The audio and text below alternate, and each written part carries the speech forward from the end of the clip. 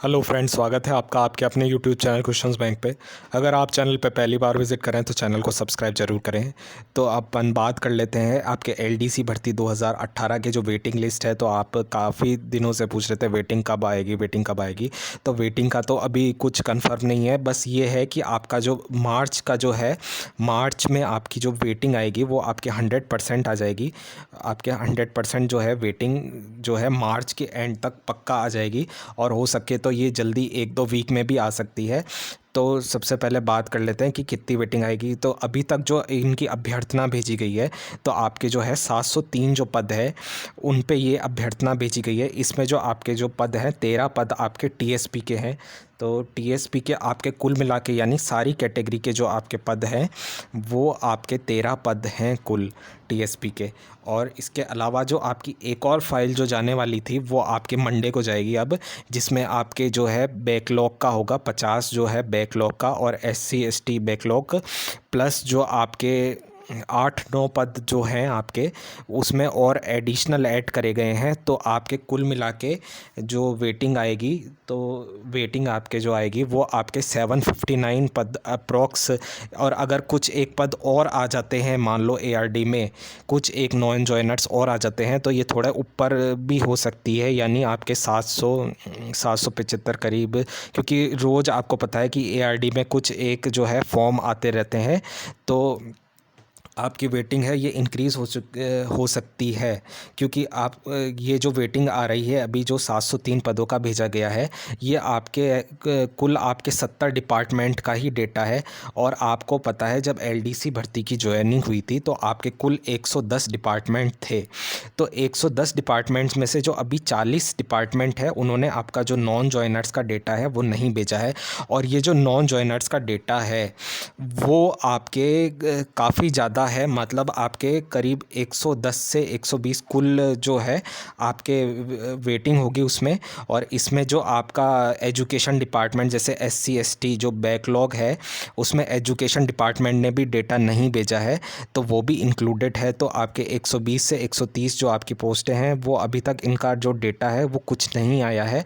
तो ये इसके फॉर्म है ये धीरे धीरे आ रहे हैं। इसके बाद भी आपके जो एआरडी में फॉर्म आते रहते हैं, जो आपके एक्सटेंशन वाले हैं, जैसे ही उनकी नियुक्ति रद्द होती है तो उनके जो नॉन जॉइनर्स के फॉर्म है वो आपके एआरडी में पहुंच जाते हैं।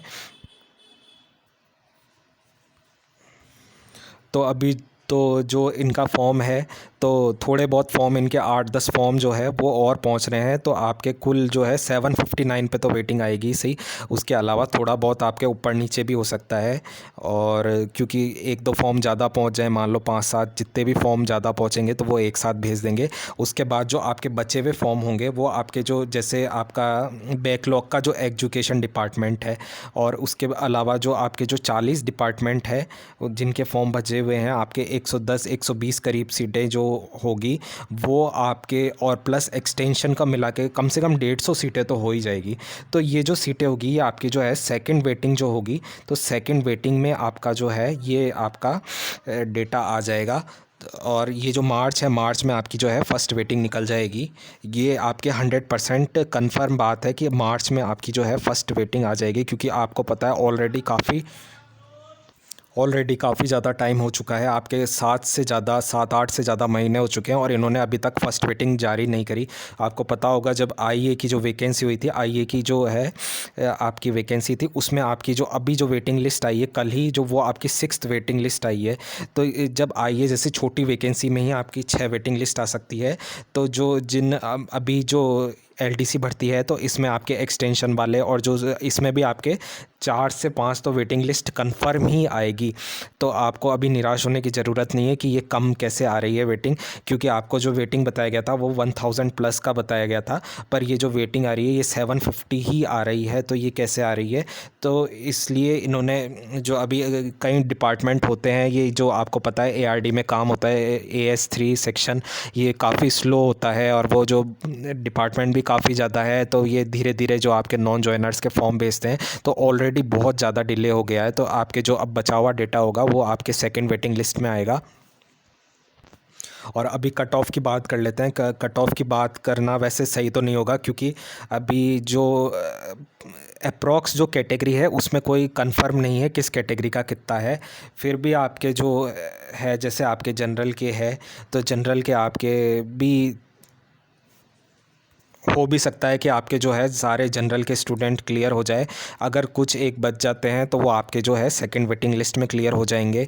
और आपका एसटी का तो आपको कंफर्म है, ये अभी जो रिज़ल्ट आया था वो है आपके 8 प्रोविज़नल कैंडिडेट जो 603 के निकले थे। एसटी में तो आपका री-डीवी होना कंफर्म है, री-डीवी होएगा आपका।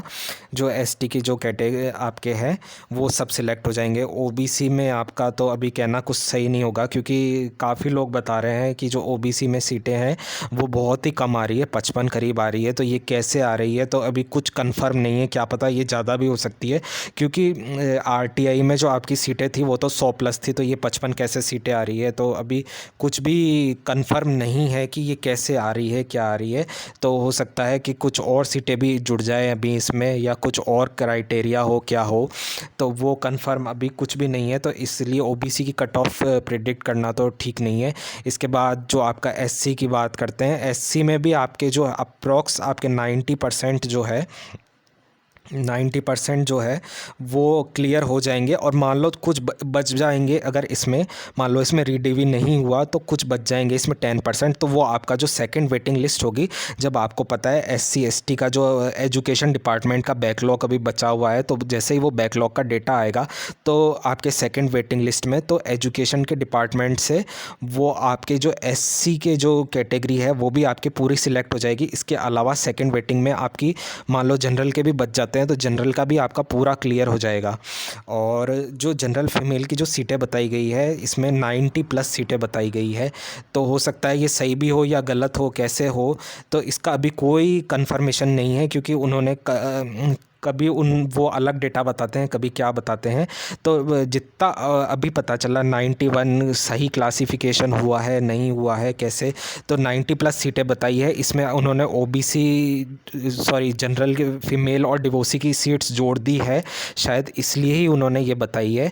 तो हो सकता है कि इसमें जनरल की जो आपके डिवोसी और विडो की सीट्स काफ़ी रह गई हो, ये 90 प्लस सीटें।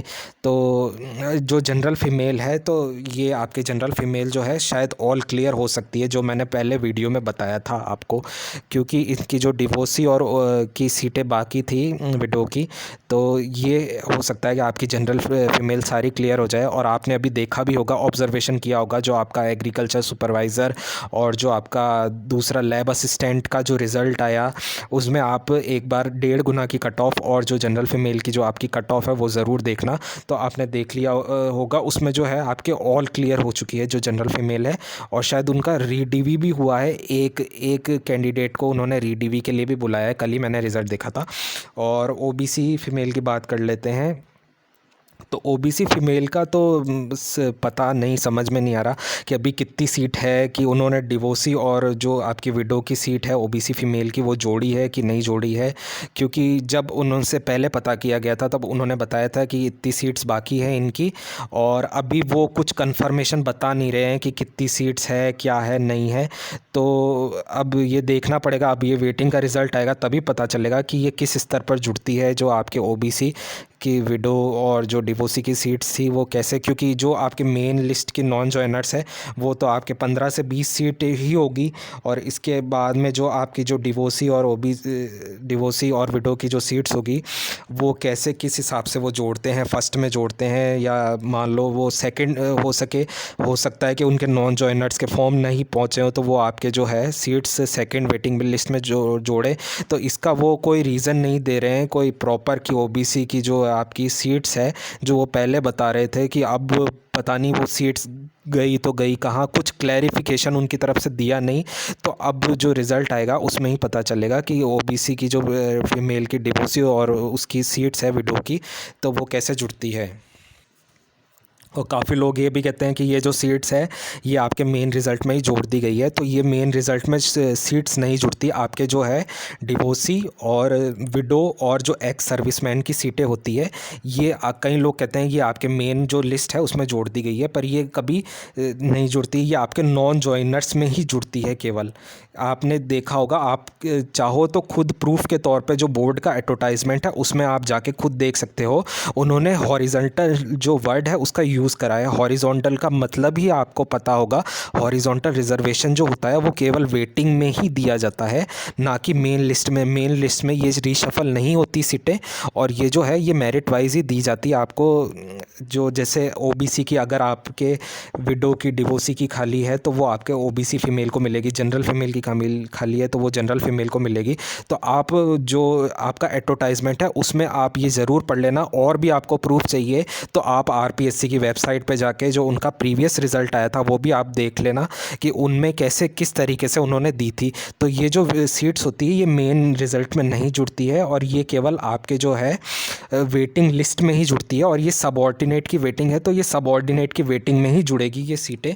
और अभी तो इसका कोई क्लैरिफिकेशन नहीं है कि आपका जो 703 की फ़ाइल जो गई है बोर्ड में उसमें इन्होंने जोड़ी है ओबीसी के लिए या नहीं जोड़ी है, अभी कुछ क्लैरिफिकेशन नहीं है। तो ये आपको रिज़ल्ट आने के बाद ही पता चलेगा।